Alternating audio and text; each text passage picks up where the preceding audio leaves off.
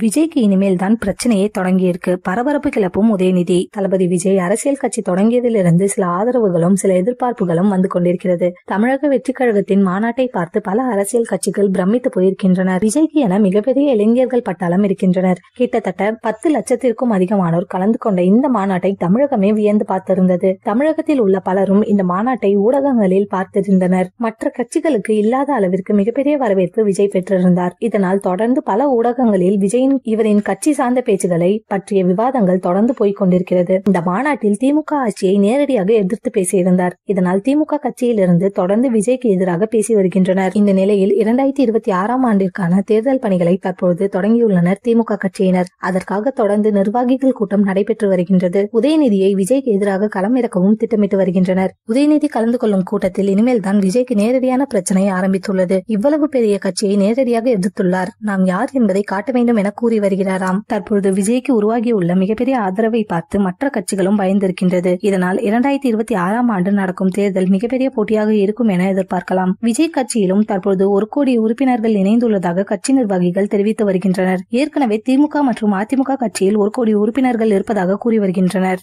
இவர்களுக்கு இணையாக விஜயும் இவ்வளவு உறுப்பினர் இணைத்துள்ளதாக வரும் செய்திகள் பரபரப்பை உருவாக்கி வருகின்றது.